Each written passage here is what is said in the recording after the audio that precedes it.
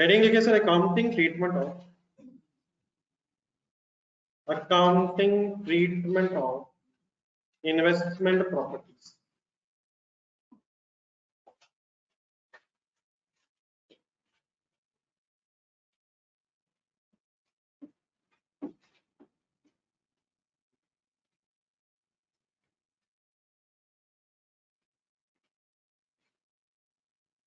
Main जो चीजें आपको विद रिस्पेक्ट टू अकाउंटिंग पता होनी चाहिए अकाउंटिंग ट्रीटमेंट्स के एंगल से कि अकाउंटिंग करनी कैसे, वो मैं चाह रहा हूँ आप अपने हाथ से लिखें तो शायद साथ ही याद भी हो जाएगा। हेडिंग लिख लीजिए, 1 मिनट रुकने बस हेडिंग लिख लीजिए। सबसे पहले अच्छा मेजॉरिटी चीजें IAS 16 वाली हैं, लेकिन IAS 16 में कुछ डिफरेंस भी हैं और साथ साथ जरा गौर से पढ़ सुनिए। सबसे पहले तो investment properties initially recognised at cost लिख लेना।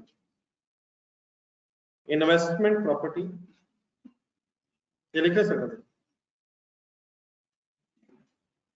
is initially recognized at cost.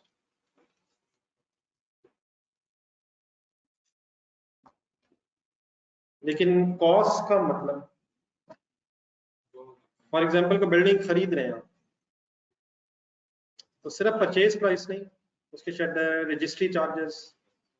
तो ये अगर फॉर एग्जांपल बिल्डिंग खरीदने के लिए असल में अगर बड़े बड़े बिल्डिंग्स प्लाजा है तो इसमें लीगल एडवाइजर्स डॉक्यूमेंट्स बनाने पड़ते हैं। जिस तरह फॉर एग्जांपल अगर बात की जाए IAS 16 में कि machinery initially recognised at cost तो सिर्फ परचेज प्राइस ही आती है प्लस इंस्टॉलेशन कॉस्ट वगैरह वगैरह। तो इन अदर वर्ड्स इस बिल्डिंग को अपने अवेलेबल फॉर यूज करने के लिए जिस कंडीशन में आप लाना चाहते हैं वहां तक जो नेसेसरी एक्सपेंसेस होंगे उसकी कॉस्ट में शामिल होंगे। अब ये जो इन्वेस्टमेंट प्रॉपर्टी क्या ये खुद से बनाई भी जा सकती है? क्या बिल्डिंग की कंस्ट्रक्शन भी हो सकती है? बिल्डिंग की कंस्ट्रक्शन में क्या कोई लोन भी लिया जा सकता है? तो फिर वो जो एक्सपेंडिचर्स है वो भी कॉस्ट का हिस्सा होंगे, बॉलिंग कॉस्ट है तो वो भी कॉस्ट का हिस्सा है। लेकिन अगर आप बना रहे हैं और अपने पैसे तो इवन देन एक्सपेंडिचर्स तो कॉस्ट का हिस्सा होंगे, लेकिन फिर बॉलिंग कॉस्ट नहीं। तो cost doesn't only means purchase price, all amounts incurred to bring the building into working condition. तो पहली तो ये बात बिल्कुल सेम है जो IAS 16 में। क्या प्रॉपर्टी प्लांट इक्विपमेंट भी इनिशियली कॉस्ट भी होता है? नेक्स्ट हेडिंग लिखें सबसीक्वेंट महीनों। लेकिन इनिशियली कॉस्ट पे एंट्री करने के बाद सबसीक्वेंटली कैसे मेजर करें?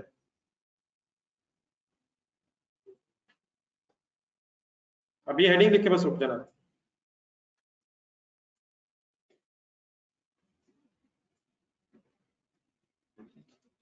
ये वर्ड्स आपने कभी IAS 16 में मुझसे सुने? सबसीक्वेंट मेजरमेंट के IAS 16 में कौन से 2 मॉडल हैं? कॉस्ट मॉडल एंड, लेकिन यहां बेटा वर्ड है कॉस्ट मॉडल के साथ फेयर वैल्यू मॉडल। थोड़ा सा वर्ड में डिफरेंस इसलिए है क्योंकि जरा अकाउंटिंग डिफरेंट है। तो जरा 2 हिस्से करना, cost model and revaluation model की जगह तकरीबन कॉन्सेप्ट कुछ उससे मिलता जुलता है, लेकिन कुछ चीजें डिफरेंट भी हैं, इसलिए शायद रिवैल्यूएशन की जगह फिर फेयर वैल्यू मॉडल वर्ड ज़हन में रखें।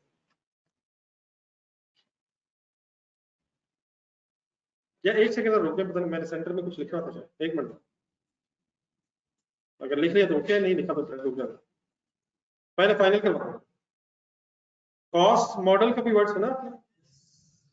अगर इन्वेस्टमेंट प्रॉपर्टीज IAS 40 में कॉस्ट मॉडल पे मेजर होगी तो फिर वही कॉन्सेप्ट है जो IAS 16 में। मसला अगर कोई प्रॉपर्टी कॉस्ट मॉडल पे है तो आप क्या करेंगे? इनिशियली आपने कॉस्ट पे मेजर किया होगा और सबसीक्वेंटली आप क्या करेंगे? Cost less accumulated appreciation. Appreciation कब से स्टार्ट करेंगे, कब तक चार्ज करेंगे?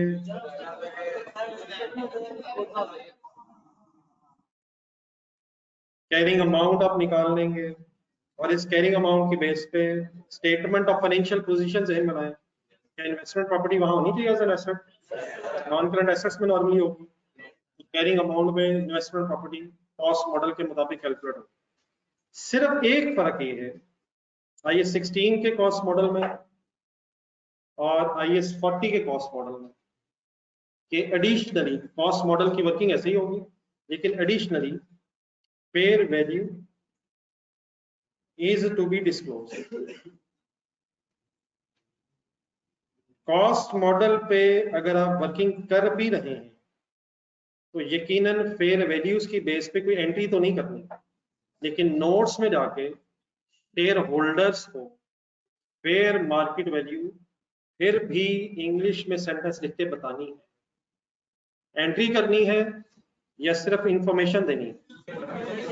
एंट्रीज करनी कॉस्ट की, डेप्रिसिएशन की, WDV आ गई, उसकी बेस पे statement of financial position figure आ गई, लेकिन नोट्स ऑफ फाइनेंशियल स्टेटमेंट पे जाके शेयर होल्डर्स को फेयर वैल्यू का डिस्क्लोजर देना कंपलसरी है IAS 40 में, और कहाँ कंपलसरी नहीं है?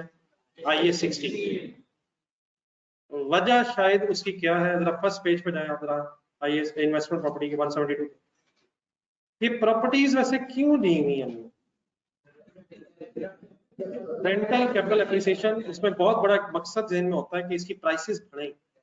अगर कॉस्ट मॉडल हो भी तब भी शेयर होल्डर्स को शायद फेयर वैल्यू बताना बेनिफिशियल बने।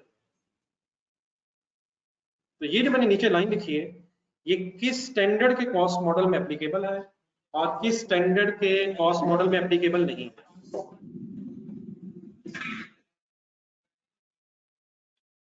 सिर्फ एक्स्ट्रा डिस्क्लोजर है, अदरवाइज फेयर वैल्यू के बेस पे कोई कंपैरिजन नहीं करना, तो सरप्लस गेन इसका इस तरह की कोई बहस नहीं है। कॉस्ट मॉडल की वर्किंग करनी है, लेकिन अगर इंफॉर्मेशन सवाल में अवेलेबल हो और नोट्स हम बना रहे हो, कॉस्ट मॉडल यूज किया हो, तो फेयर वैल्यू भी डिस्क्लोज करें। ओके, अब आ जाए, एक सेकंड में बात पूरी कर लूंगा। Fair value model method, fair value model of IAS 40, कुछ पॉइंट वाइज से लिख लेते हैं, इसमें कोई डिफरेंसेस है, मुझे जरा 2 मिनट जरा दीजिएगा, पहले मैं जरा लिख दूं कि ट्रीटमेंट है क्या, फिर आपको कहीं कहीं कोई डिफरेंस महसूस होगा तो उसको फिर इंशाल्लाह डिस्कस करते हैं। नंबर 1,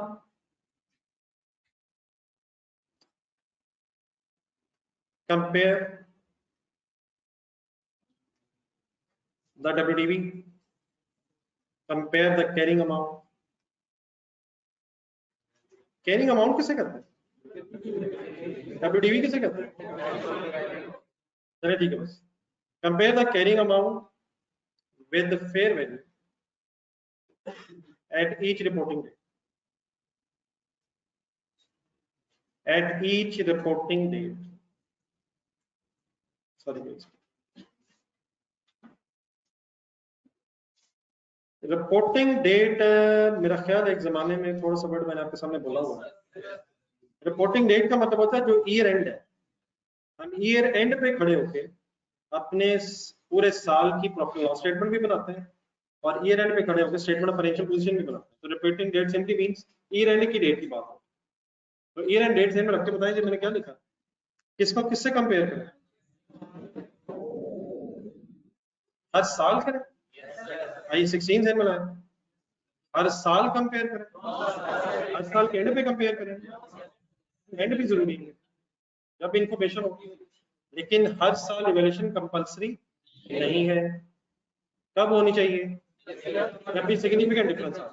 अच्छा, यहाँ भी ये नहीं लिखा मैंने कि हर साल डिफरेंस जरूरी है, मैंने लिखा कंपेयर करना जरूरी है।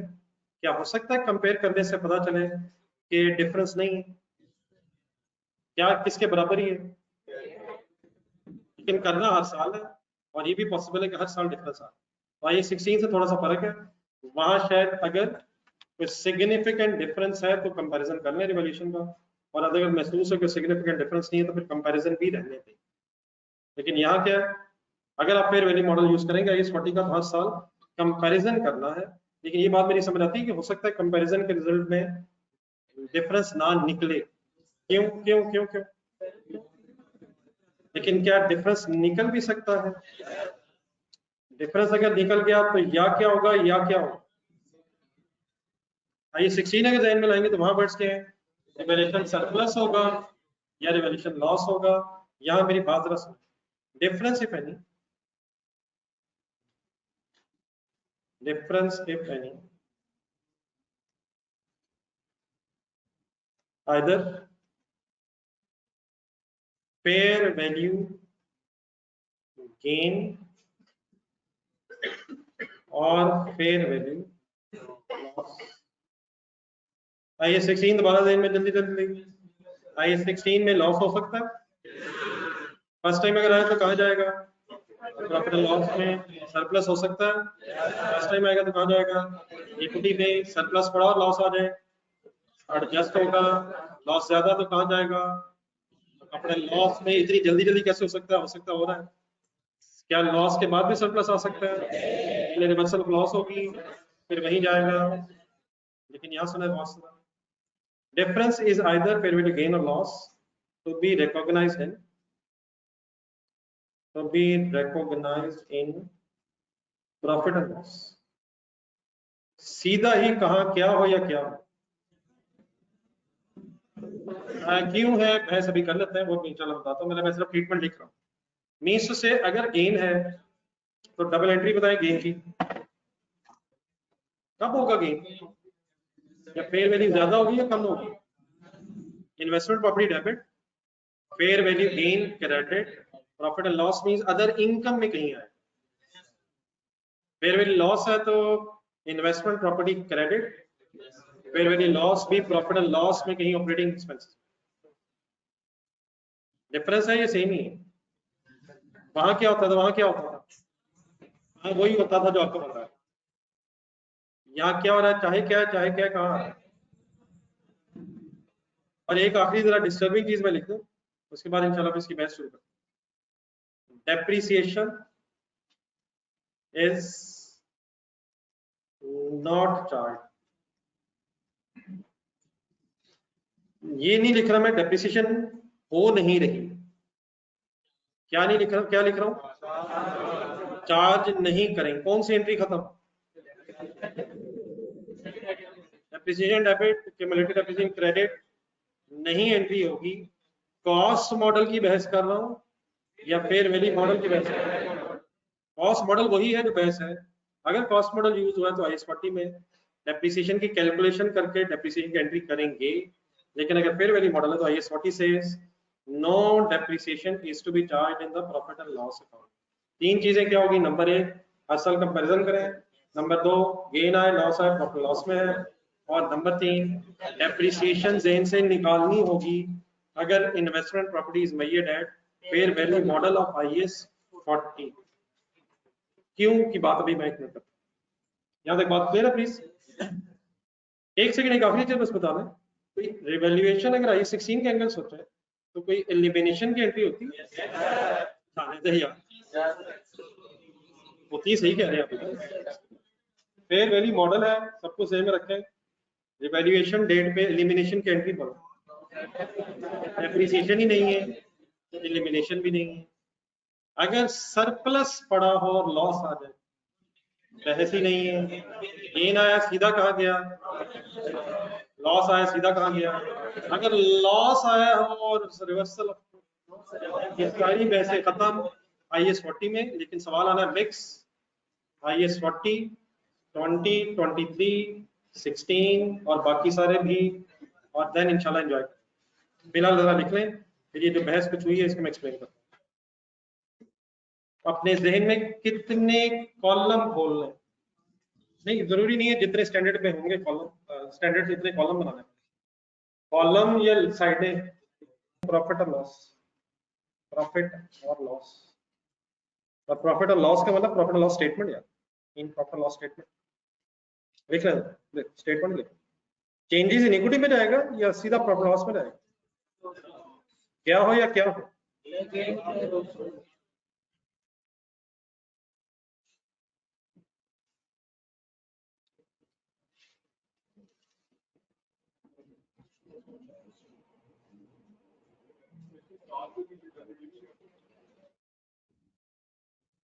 मेरे सामने ये सवाल 2 दफा आ चुका और मैं इंतजार कर रहा हूं इस सवाल का जवाब देने के लिए। और क्या ये सवाल उठ सकते हैं? अगर उठे हैं तो इंशाल्लाह इनका देखते हैं क्या होता है। क्या ये सवाल बड़े बड़े नौजवान ये भी कर सकते हैं? कर ही जा रहे हैं, इधर भी हो गया उधर भी हो गया, और बाकियों के सवाल ज़हन में क्यों नहीं है? क्योंकि हम सोच ही नहीं रहे। वो दो गौर से देख के नहीं, वो देख ही जा रहे हैं, लिख ही जा रहे हैं, हल्का हल्का से देख रहे हैं, सिर्फ स्पेलिंग देखने के बाद स्पेस देखते हैं आप कितनी छोटी।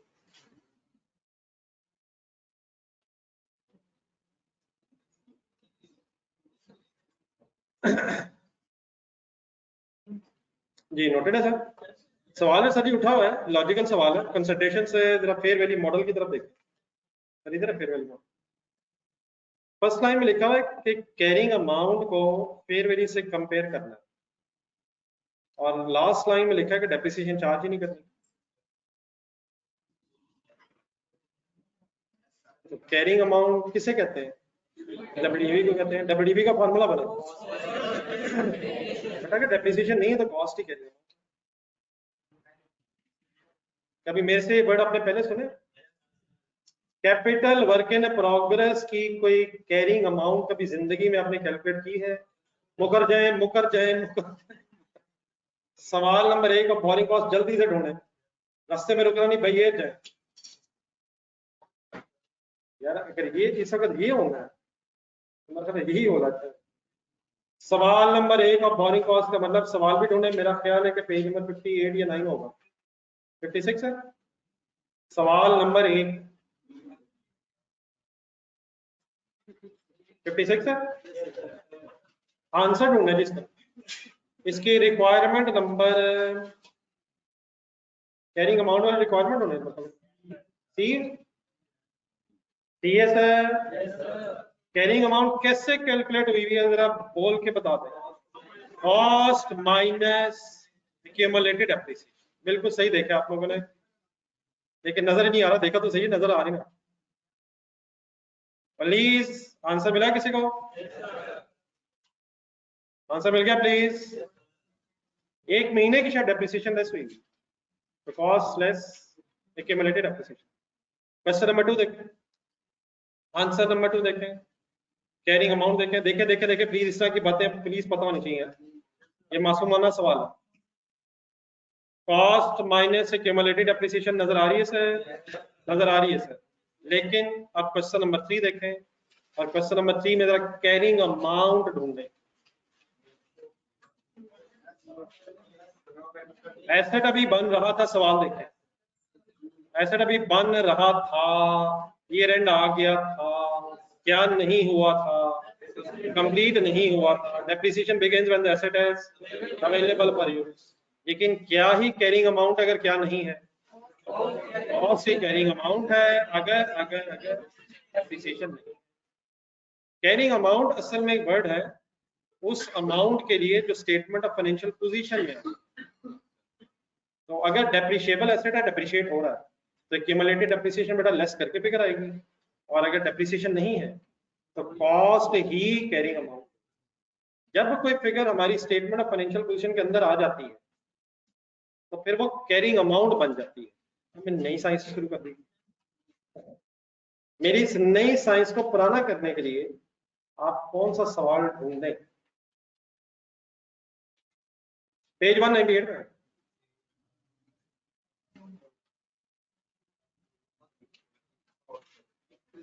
बल्कि पेज 198 नहीं, जरा ये इसमें तो डेप्रिसिएशन है, सॉरी, जरा वापस आए। एक फेवरेट सवालों में से एक सवाल आपके है, आइए सेट के एक सवाल नंबर कोल लिमिटेड होना, क्वेश्चन नंबर 2 कोल लिमिट 90 100 पेज है, 98 या 100 है, जरा ढूंढेंगे कहीं उधर ही हो। 100 कोल लिमिटेड 100 ऐसी ही? इसका जरा आंसर अगर मिल जाए, इस लम्हे अगर आंसर मिल जाए,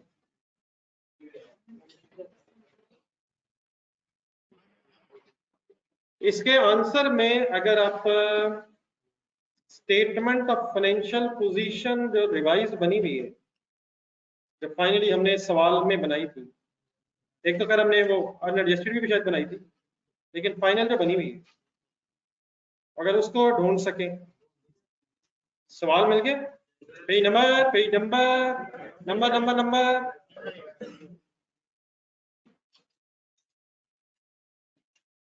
460 फेयर वैल्यू ढूंढे 2017 7 के एंड पे सवाल में सवाल में 460 है मेरे पास, 460 कहीं क्वेश्चन में मिल रहा? ये किस दिन क्या है, जरा डेट भी बोले और बताएंगे है क्या? 30/6/2017 के एंड पे फेयर वैल्यू है, लेकिन क्योंकि ईयर एंड पे वैल्यूएशन है इसलिए इस साल फर्दर डेप्रिसिएशन कोई नहीं है और जो होगी वो एलिमिनेट होगी। क्या ये 460 एज इट इज ढूंढने जरा, statement of financial position of 2017 में नजर आ रहा है? एज इट इज ही नजर आ गया? नहीं ना, कुछ माइनस नहीं हुआ। नहीं, अब सही फिगर मेरे बता दें क्या थी, मुझे 360 सॉरी, वो तो गलत थी, 460 सॉरी, फाइनल सही फिगर क्या था? 360 थी, और 360 आपको एज इट इज नजर आ रहा है। ये 360 जब आपको स्टेटमेंट ऑफ फाइनेंशियल पोजीशन में नजर आ रहा है तो this is now carrying amount. Is it carrying amount? Carrying amount असल में किसे कहते हैं? जो स्टेटमेंट ऑफ फाइनेंशियल पोजीशन में नजर आ रही होगी, अगर डेप्रिसिएशन है तो माइनस होके आ रही होगी, और अगर डेप्रिसिएशन किसी वजह से नहीं है तो वही फेयर वैल्यू या कॉस्ट कैरिंग अमाउंट अपीयर हो रही हो। तो what is the meaning of carrying amount? WDV ठीक है वर्ड, लेकिन डब्ल्यूडीबी मींस कॉस्ट माइनस, अगर है तो माइनस हुई होगी, अगर नहीं है तो जीरो। कॉस्ट ही कैरिंग अमाउंट, और क्या समटाइम्स फेयर वैल्यू ही कैरिंग अमाउंट हो सकती है? जैसे 360 आप देख रहे हैं, ये फेयर वैल्यू ही कैरिंग अमाउंट बनेगी without deducting any accumulated depreciation. तो carrying amount okay, 55 okay, WDV okay, लेकिन if there is no depreciation then cost ही कैरिंग अमाउंट बन जाएगी। तो प्लीज अगर फेयर वैल्यू मॉडल है तो उसमें क्या ज़हन में नहीं आना चाहिए? डेप्रिसिएशन। इन अदर वर्ड्स जो कॉस्ट है वही कैरिंग अमाउंट होगी और वही हर साल किसके साथ कंपेयर होती जाएगी? लेकिन मेरी बात कंसंट्रेशन से गौर से सुने आगे जरा। अगर फॉर एग्जांपल कॉस्ट 100 थी, डेप्रिसिएशन 0 है, फेयर वैल्यू मॉडल है, तो कैरिंग अमाउंट तो 100 हो गया। अब अगर आपको फेयर वैल्यू बताई हुई है 120, तो 20 की एंट्री बताएं। Investment property debit, gain other income profit and loss. Investment property 100 से बढ़ के 120 पे आ जाएगी, 20 बढ़ के 120 पे आ जाएगी। रिमेनिंग लाइफ गिनेंगे, कोई बहस नहीं है, नो डेप्रिसिएशन। नेक्स्ट ईयर के एंड पे यही 120 जो पिछले साल फेयर वैल्यू थी अब कैरिंग अमाउंट कहलाएगी, क्योंकि 120 पे एसेट आ गया हमारे बुक्स में। देन इस 120 का कंपैरिजन होगा रिवाइज फेयर वैल्यू से, और दोबारा क्या भी हो सकता है और क्या भी हो सकता है। फिर जो फेयर वैल्यू होगी जब अपनी स्टेटमेंट ऑफ फाइनेंशियल पोजीशन में लिख देंगे तो नेक्स्ट ईयर वो फिर कैरिंग अमाउंट कहलाएगी, एंड देयरफॉर ये कंपैरिजन जारी होता चला जाएगा। नहीं, एक second kindly, carrying amount word final हो गया? कैरिंग अमाउंट, एक सेकंड, मेरे सामने भी 2-3 क्वेश्चंस हैं। अब एक कैरिंग अमाउंट का वर्ड फाइनल हो गया without depreciation as well. Just एक, ये ऑनलाइन स्टूडेंट्स आप में से एक दो लोगों को सवाल तो शायद जी आप कुछ डेप्रिसिएशन इसलिए चार्ज करते हैं ताकि उसकी कोर्स को हम उसकी यूजफुल लाइफ में स्प्रेड कर सकें कि वो किस तरह आ रही है तो उसकी प्रॉफिट लॉस है। सर यहाँ पे हम यूज कर रहे हैं एसिड को रेंट में, सर यहाँ पे हम डेप्रिसिएशन चार्ज करते हैं। काश मेरे पास आज टाइम हो, ये भाई ने मेरा सारा मसला ही हल कर दिया। नमाज का टाइम है और डेफिनेटली अल्लाह ताला का अगर हुक्म है तो आज हम नहीं करेंगे, लेकिन मेरे भाई ने ये मसला ही हल कर दिया। भाई कह रहा है डेप्रिसिएशन तो चार्ज होनी चाहिए, हो क्यों नहीं रही है? या अल्लाह काश मैं इसका जवाब आज दे सकूं। मैंने बेटा इंशाल्लाह ये देने ही देना था, याद मुझे आज भी है, इंशाल्लाह कल से। मैं भी बताता हूँ यार, ये मैंने कब कहा है कि आंखें बंद और गेम खत्म, ये तो मैंने हमारे तो कैरिंग अमाउंट ही फाइनल नहीं हो रही, डेप्रिसिएशन क्यों चार्ज नहीं हो रही, ये मेरे पे बोझ है। अगर मेरी जिंदगी रह गई तो इंशाल्लाह कल ये मैंने बताने का। अच्छा मैंने एक सेकंड रखना, रब का हुक्म तो है लेकिन फजर के साथ ही जुमा तो नहीं ना होता है, एक मिनट है सबकी तरफ से इंशाल्लाह अल्हम्दुलिल्लाह आगे शुक्र है जान छूटी है, इसका मतलब ये है। बस एक मिनट, एक सेकंड। अच्छा मैंने बेटा ये हरगिज यहाँ नहीं लिखा, ये वर्ड मेरे वो नहीं है, अगर किसी को गलत तरफ दिए मेरे वर्ड्स के ये मतलब नहीं कि डेप्रिसिएशन हो नहीं रही, हम चार्ज नहीं कर रहे। हाँ, सवाल ये उठ रहा है कि चार्ज कर क्यों नहीं रहे। तो इंशाल्लाह कल हम एक कंपैरिजन करेंगे, मैं आपके साथ डिस्कस करूंगा कि अगर डेप्रिसिएशन चार्ज करेंगे तो क्या होना था फेयर वैल्यू मॉडल में, और अगर चार्ज नहीं करें तो क्या होगा।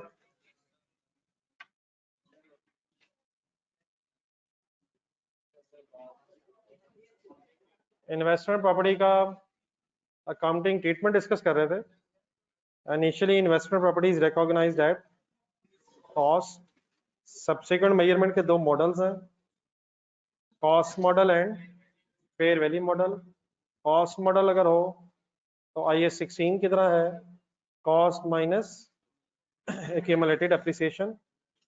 एडिशनल चीज ये है कि फेयर वैल्यू की इंफॉर्मेशन शेयर होल्डर्स को फिर भी डिस्क्लोज करनी होती है। अगर फेयर वैल्यू मॉडल है तो देन पढ़ के बताएं नंबर 1 क्या करना है।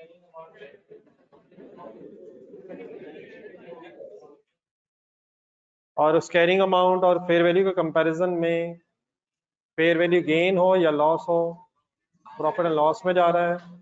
और in case of fair value model of IAS 40 depreciation is not charge. ठीक है प्लीज। लेकिन बेटा ये जो डेप्रिसिएशन चार्ज नहीं हो रही, ये क्यों चार्ज नहीं हो रही, इसको जरा समझने के लिए एक छोटी सी मेरी एग्जांपल देखें। एज पर IAS 40 अगर कॉस्ट मॉडल है, कंसंट्रेट करें जरा प्लीज, स्टार्ट ले लिया करें जरा। अगर कॉस्ट मॉडल है तो डेप्रिसिएशन कैलकुलेट होनी है और एंट्री भी होनी है। लेकिन फेयर वैल्यू मॉडल में डेप्रिसिएशन कैलकुलेट नहीं हो रही है। तो मैं एक्सप्लेन करने लगा हूं कि फेयर वैल्यू मॉडल में अगर डेप्रिसिएशन चार्ज करके रिवैल्यूएशन करें, या फेयर वैल्यू मॉडल में अगर डेप्रिसिएशन चार्ज किए बगैर रिवैल्यूएशन करें। और जस्ट कॉन्सेप्ट के लिए समझा रहा हूं, वरना डेफिनेटली IAS 40 क्या कहता है कि अगर फेयर वैल्यू मॉडल अडॉप्ट हुआ IAS 40 का, तो उसमें बेटा मेरी आवाज आ रही है, तो बेटा स्क्रीन पे क्या लिखा मैंने जो नजर नहीं आ रहा, ये क्या मजाक हो रहा है। मेरी आवाज आ रही है, जो नहीं नजर आ रहा उस पर लिखा कुछ नहीं हुआ, लेकिन ऑन करवा लें जरा। जो आ रहा है वो रहने दें, जो नजर नहीं आ रहा उसकी जरूरत तो नहीं है लेकिन वो दिखा दें, वो नजर नहीं आ। एज पर IAS 40 अगर फेयर वैल्यू मॉडल हो, इसको यार ऑफ ही कर दे यार मूवी। ये वाली स्क्रीन नजर आ तो रही है, लेकिन काश वो भी नजर आए, शायद कुछ और लग जाए। As per IAS 40 if there is a fair value model, then IAS 40 says कि डेप्रिसिएशन चार्ज नहीं होनी। मैं सिर्फ ये दिखाने लगा हूं कि अगर डेप्रिसिएशन चार्ज करके रिवैल्यूएशन करें या बगैर डेप्रिसिएशन के फेयर वैल्यू मॉडल यूज करें तो इम्पैक्ट क्या होगा। मैं इस वक्त कॉस्ट मॉडल और फेयर वैल्यू मॉडल का कंपेयर करने लगा हूं, ये नहीं मैं कर रहा। प्लीज बता देंगे मैं क्या करने लगा हूं। अभी मैं आपके लिए लिख रहा हूं, पहले 2 मिनट जरा मुझे दीजिएगा, बात जरा सीधा अंडरस्टैंड करना। अगर महसूस करें कि लिखना तो लिख लीजिए। इफ अज्यूम कर रहा हूं depreciation is charge in fair value model of IAS 40, opposite side पे फिर सेंटेंस बनवाया जरा। If depreciation is not charged in fair value model of IAS 40, and this discussion is only for the sake of understanding reason असल में क्या है कि क्यों चार्ज नहीं हो रही, वरना what the IAS 40 says charge होनी है या नहीं होनी है, नहीं होनी है। बस जस्ट आपको कंपैरिजन करके दिखाना चाह रहा हूं। अब पहले जरा लेफ्ट साइड पे आ जाए, तो मैंने सेंटर में एक लाइन लगाई है ताकि कंपैरिजन जरा हो जाए। अगर कोई इन्वेस्टमेंट प्रॉपर्टी खरीदी है तो डबल एंट्री बता दें। इन्वेस्टमेंट प्रॉपर्टी बेटा debit, cash credit, at cost, for example 100 million.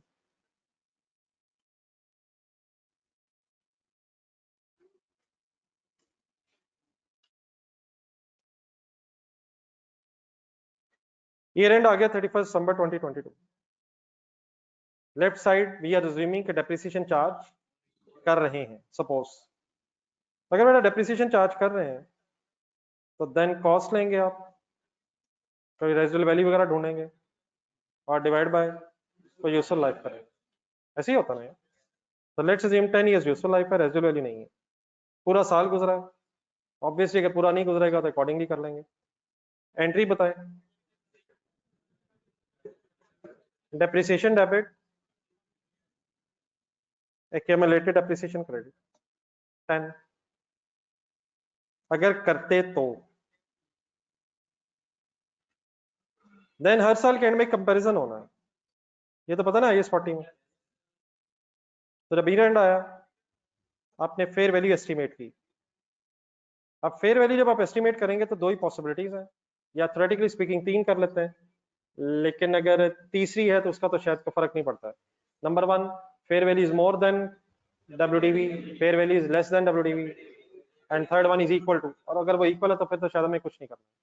तो मैं भी आपके सामने वर्किंग करते हुए एक दफा जरा फेयर वैल्यू ज्यादा रख लेता हूँ, एक कम रख लेता हूँ, ताकि गेन लॉस दोनों एंगल से हमारे सामने सिचुएशन आ जाए। तो फॉर एग्जांपल फेयर वैल्यू है 31 दिसंबर 2022 पे 120 मिलियन। कैरिंग अमाउंट जरा आप बता दें, जरा बोर्ड पे देखते हुए। अगर डेप्रिसिएशन चार्ज करेंगे तो ऑब्वियसली फिर कैरिंग अमाउंट मींस 100 माइनस 10 90, और 90 जब 120 से कंपेयर होगा तो 30 का, अच्छा बस सरप्लस ना कि वर्ड थोड़ा सा बदल लें जरा। फेयर वैल्यू गेन है तो फेयर वैल्यू गेन की फिर एंट्री करवा दें। इन्वेस्टमेंट प्रॉपर्टी डेबिट है, इन्वेस्टमेंट प्रॉपर्टी डेबिट है, और इसके लिए कुछ इस तरह से वर्ड्स बना लें जरा, इन्वेस्टमेंट प्रॉपर्टी डेबिट और फेयर वैल्यू गेन लिख के प्रॉफिट एंड लॉस लिख लिया करें। कितने से एंट्री बन जाएगी? 30 से। अज्यूमिंग के डेप्रिसिएशन चार्ज होनी है, तो अगर डेप्रिसिएशन चार्ज हुई तो 30 हमारा फेयर वैल्यू गेन आ गया। आफ्टर गेन फिर अगर डेप्रिसिएशन चार्ज होनी है तो हमें यहाँ पे क्या रुक के डिसाइड करना है, what is the remaining life. तो 10 इयर्स लाइफ थी, 9 इयर्स रिमेनिंग रह गई। डन है, एक साल जरा और पूरा करो। हाँ जी बिल्कुल सही है, सॉरी। अगर डेप्रिसिएशन चार्ज करेंगे तो डेट ऑफ रिवैल्यूएशन पे 31 दिसंबर 2022 पे जो मैंने बात की है, एक एलिमिनेशन की एंट्री भी होनी चाहिए। Accumulated depreciation debit, investment property credit bye 10, sorry definitely होनी चाहिए। रिमेनिंग लाइफ 9 सबको पता चल गया। फेयर वैल्यू क्या है? 120। अब 120 million will be depreciated over remaining useful life from next year onwards, क्योंकि मैंने ईयर एंड पे ये वर्किंग की है। नेक्स्ट ईयर ऑनवर्ड्स मींस 31 दिसंबर 2022 था 2023। पेशेंस दिखाएं, आपके लिए लिख रहा हूँ, फिर मैं आपके सामने सब कुछ कर देता हूँ। 31 दिसंबर 2023 का डेप्रिसिएशन दोबारा चार्ज कर रहे हैं, डेप्रिसिएशन चार्ज हो रही हो तो डेप्रिसिएशन बेटा डेबिट, एक्यूमुलेटेड डेप्रिसिएशन क्रेडिट। कैसे? कैलकुलेटर 120 डिवाइड बाय 9 20 13.33, बस 2 तक चले थे। 13.33 million depreciation debit, accumulated depreciation credit. सब साथ है सर? सब साथ है सर? यार मैंने तो कहा था कि फेयर वैल्यू मॉडल में डेप्रिसिएशन चार्ज नहीं होनी। आई होप हम सब साथ हैं। हम एक कंपैरिजन कर रहे हैं कि अगर होती या ना हो, नहीं हो रही तो क्या फर्क पड़ता है। जब दोबारा ईयर एंड आएगा तो एक दफा दोबारा कैरिंग अमाउंट का और फेयर वैल्यू का कंपैरिजन करेंगे। पहले जरा कैरिंग अमाउंट बनवा दें।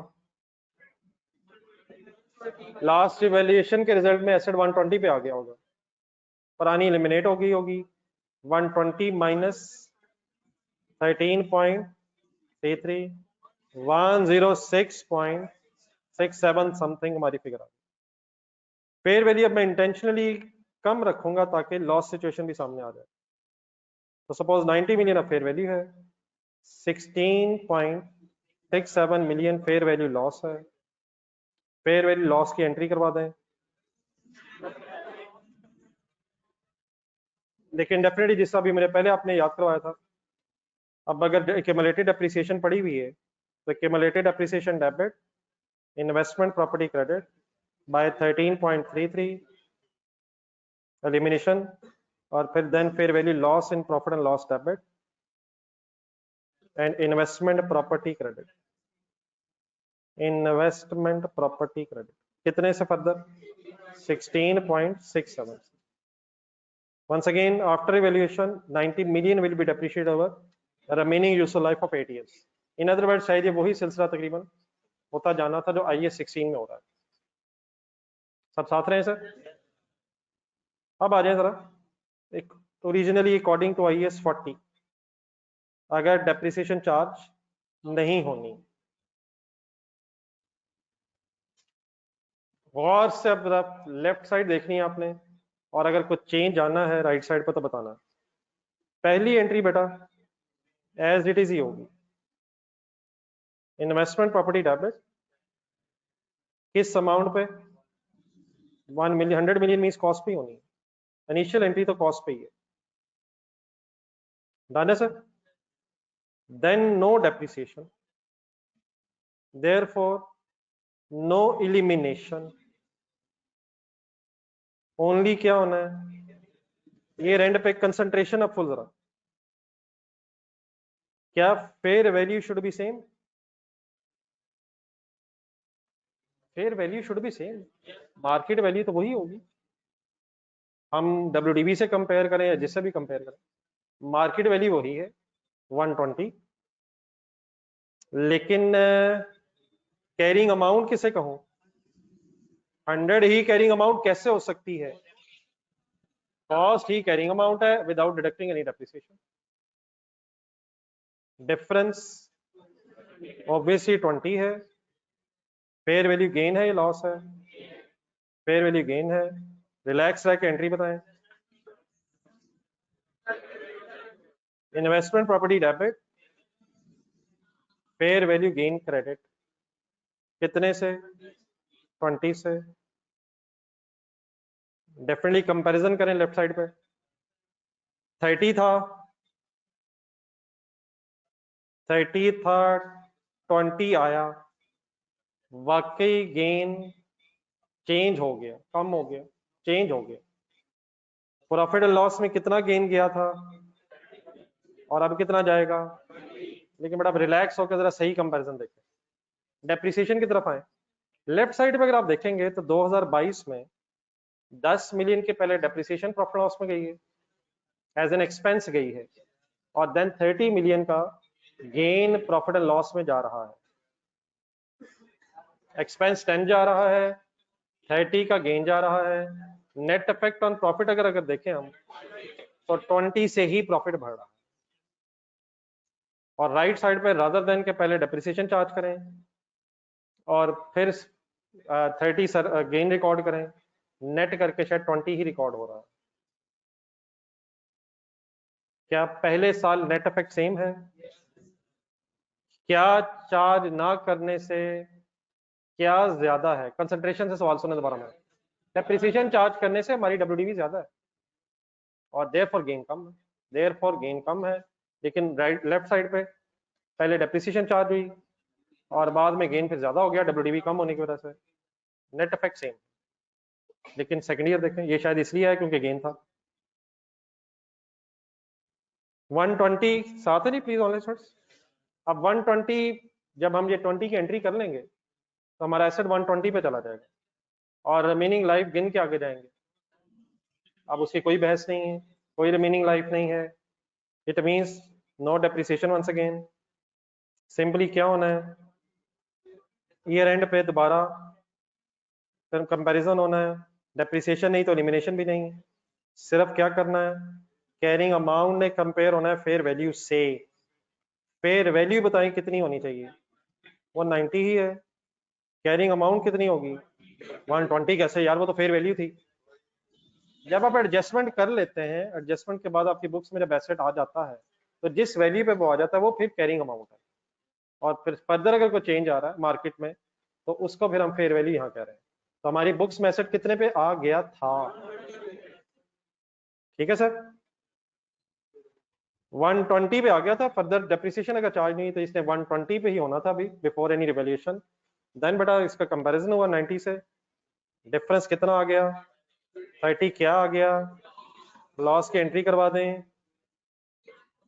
फेयर वैल्यू लॉस डेबिट 30 और इन्वेस्टमेंट प्रॉपर्टी क्रेडिट बाय 30।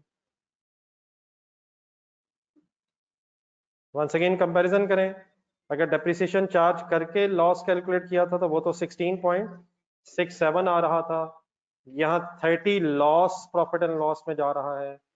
लेकिन क्या आपको डिस्टर्ब तो नहीं कर रहा है? कैलकुलेटर उठाएं जरा, लेफ्ट साइड पे 13.3 मिलियन की डेप्रिसिएशन प्रॉफिट एंड लॉस में जानी थी, 13.33 की डेप्रिसिएशन जानी थी, और उसके नीचे 16.67 का लॉस प्रॉफिट एंड लॉस में जाना था। दोनों का सम किसके बराबर आ गया? तो बात मेरी प्लीज को समझ आ गई है?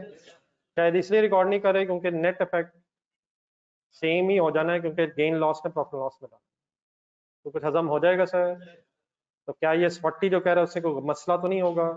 नेट इफेक्ट बड़ा सेम है गेन लॉस प्रॉफिट लॉस में जाने की वजह से, इसलिए depreciation is not charge in case of fair value model of IAS 40।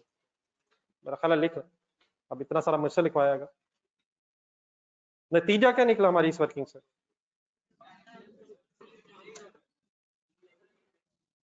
Ji online students आपने कुछ बात समझिए?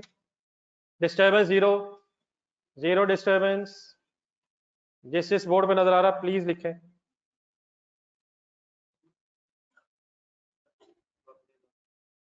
जी मैं PL वर्ड वगैरह लिखता हूँ, आई होप